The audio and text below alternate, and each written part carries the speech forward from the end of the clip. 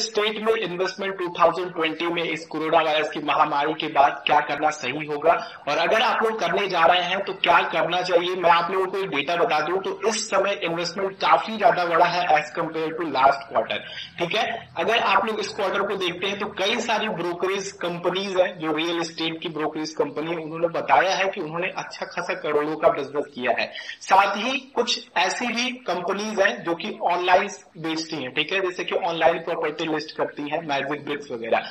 उन्होंने भी कहा है कि स्मॉल प्रॉपर्टीज की लिस्टिंग काफी ज्यादा हो रही है, साथ ही स्मॉल प्रॉपर्टीज के सर्चेज भी काफी ज्यादा बढ़े हैं।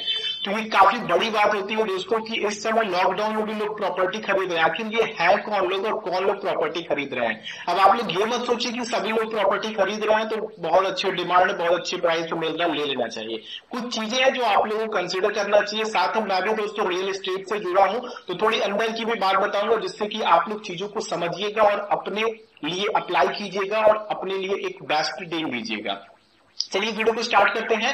वीडियो को शेयर करके दूसरों को जरूर बताइएगा। चैनल पे नए आए हैं सब्सक्राइब कर लीजिएगा और बेल आइकन को क्लिक करेंगे तो आने वाली वीडियोस की नोटिफिकेशन आ सकेगी। वीडियो पसंद आए तो लाइक कीजिएगा और नहीं आए तो डिसलाइक करके नीचे कमेंट करके बताइए क्यों नहीं पसंद आई आप लोगों को। तो दोस्तों सबसे पहले तो आप लोगों को ये समझना है कि आखिर भी कौन लोग हैं जो इतनी प्रॉपर्टी खरीद रहे हैं इस लॉकडाउन में, जहां लोग परेशान है, जिनके पास पैसे नहीं है, नौकरियां जा रही है, कौन लोग हैं वो प्रॉपर्टी खरीद रहे हैं।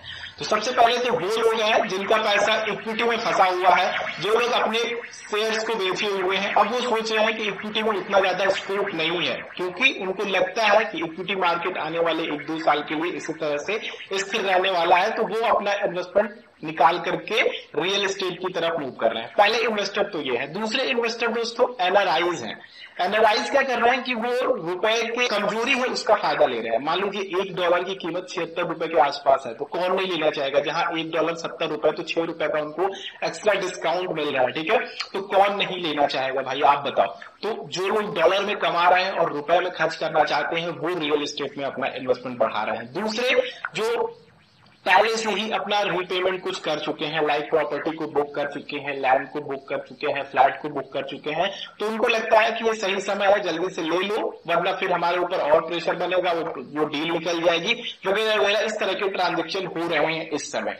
बाकी अगर हम बात करते हैं जो रेडी टू मूव वाले हैं, यानी कि जो कोरोना वायरस में सर्च कर रहे हैं प्रॉपर्टी रहने के लिए, ये वो लोग हैं जो पहले भी सर्च कर रहे थे, ठीक है, क्योंकि उनको लगता है कि इस समय बायर्स का समय है। और आप लोगों को भी लगना चाहिए कि इस समय बायर्स का समय है। अगर आपके पास पैसा पड़ा हुआ है, अगर आपकी फाइनेंशियल कंडीशन सही है, तो आप लोगों को प्रॉपर्टीज में इन्वेस्टमेंट करना चाहिए, क्योंकि इस समय बायर्स की ही पोजीशन अच्छी है, क्योंकि आप लोग अच्छे तरीके से एक तरीके से कह सकते हैं नेगोशिएशन कर सकते हैं। अब यहाँ पे थोड़ी सी अंदर की बात बताता हूं मैं आप लोगों को, नेगोशिएशन क्यों जरूरी है इस समय। अब क्या कर रहे हैं जो जिनका प्रोजेक्ट है, मान लीजिए कि मेरा एक प्रोजेक्ट है बड़ा 2-3 एकड़ का प्रोजेक्ट है। अब इस समय क्या है कि पहले तो इस सेक्टर पे पहले से ही प्रेशर था और फिर से अब कोरोना वायरस और लॉकडाउन की वजह से और प्रेशर बढ़ गया है। तो अब क्या कर रहे हैं कि ब्रोकरेज भी अपना, जो ब्रोकर्स है वो भी अपना मनमानी कर रहे हैं, ठीक है। मनमानी कैसे कर रहे हैं कि अब जैसे कि मुझे प्रॉपर्टी बेचनी है 1000 रुपए स्क्वायर यार्ड, ठीक है, इसमें से मैंने 900 स्क्वायर यार्ड मुझे पड़ी है प्राइस उसकी, जो एक्चुअल कीमत जो मैंने पे करी है, ठीक है, 100 रुपीज प्रॉफिट करके मैंने वो प्रोजेक्ट क्रिएट किया है और मैंने अपनी ब्रोकर्स की टीम बनाई है। तो ब्रोकर्स क्या कर रहा है कि अभी इंडिपेंडेंटली काम करना चाहते हैं, अब परसेंटेज पे काम नहीं कर रहा है, ठीक है। अब वो काम क्या कर रहे हैं कि कह रहे हैं कि आपको 1000 रुपए स्क्वायर यार्ड चाहिए, मैं आपको दूंगा, ठीक है, लेकिन मैं जो भी लेकर के आऊंगा बायर, उसको जो भी सेलिंग करूंगा उसमें आप कोई भी इंटरेक्शन नहीं करेंगे। मान लीजिए 1000 रुपए स्क्वायर यार्ड की प्रॉपर्टी है और आपको 1300 स्क्वायर यार्ड बता करके आपने थोड़ा बहुत नेगोशिएशन भी किया, तो मान लीजिए 1200, तो उसको सीधा सीधा 100 स्क्वायर यार्ड में 2 लाख रुपए का प्रॉफिट हो गया, ठीक है। तो अब ये थोड़ा सा प्रोजेक्ट जो भी होल्डर है, जैसे कि जो भी प्रॉपर्टी को होल्ड कर रहा है, जिसके प्रोजेक्ट चल रहे हैं, अब उनसे ये लोग फायदा ले रहे हैं, ठीक है। तो इस चीज का भी आप लोगों को ध्यान रखना है। अब इससे बचने के लिए आप लोग क्या करेंगे, सबसे पहले तो जिन्होंने भी प्रॉपर्टी पहले बाई करी हुई है, उस प्रॉपर्टी में पहले बाई करी हुई है, अगर आप लोग प्लॉट ले रहे हैं तो साइट विजिट करेंगे ही, अगर आप लोग फ्लैट ले रहे हैं तो साइट विजिट करेंगे, तो उसमें कुछ लोग रह रहे होंगे पक्का, तो आप लोग उनसे बातचीत करके उनकी एक एस्टिमेशन ले सकते हैं कि उनको कितने की प्राइस पड़ी थी। अगर उन्होंने बहुत पहले लिया हुआ है तो ऑब्वियसली कम प्राइस होगी। अगर उसके हिसाब से आप लोग अगर इन्फ्लेशन को भी बढ़ाते हैं तो भी आप लोग 6% के इन्फ्लेशन से बढ़ा सकते हैं, आगे की 6% के इन्फ्लेशन से प्रॉपर्टी की कीमत बढ़ सकती है। बाकी अगर आप लोग देखेंगे पिछली 3 से 4 सालों की बात करते हैं तो जो प्रॉपर्टी की कीमतों में बढ़ोतरी हुई है वो इन्फ्लेशन रेट से भी कम है, 2 से 3% की कीमत की बढ़ोतरी हुई है। ठीक है, जो बड़े बड़े प्रोजेक्ट्स काम कर रहे हैं, जो एक्चुअल में जिनको एक बेंचमार्क मान करके काउंट किया जाता है, तो आप लोग इस तरह से काउंट कर सकते हैं। अगर बहुत पुरानी प्रॉपर्टी के किसी बायर से आप लोग मिलते हैं, उनसे पूछताछ करते हैं, तो आप लोग 6% की बढ़ोतरी पे एक काउंट कर सकते हैं कि इतना सही प्राइस हो सकता है। नेक्स्ट इज दोस्तों कि आप लोगों को नेगोशिएशन 10 से 15% कम करना है।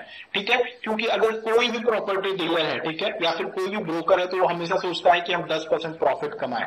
तो आपको क्या करना है कि इस समय वो चाहेंगे कि आप लोग उनसे दूर ना जाए, तो ज्यादा से ज्यादा कोशिश कीजिए कि अगर आप लोगों की जो सर्कल रेट होता है, हर एरिया का एक सर्कल रेट डिसाइड होता है, तो अगर उस सर्कल रेट से 1000 2000 ज्यादा बेच रहा है या फिर जितना भी प्राइस ज्यादा बेच रहा है, तो आप कोशिश कीजिए कि आप उस सर्कल रेट पे खरीदने की कोशिश कीजिए।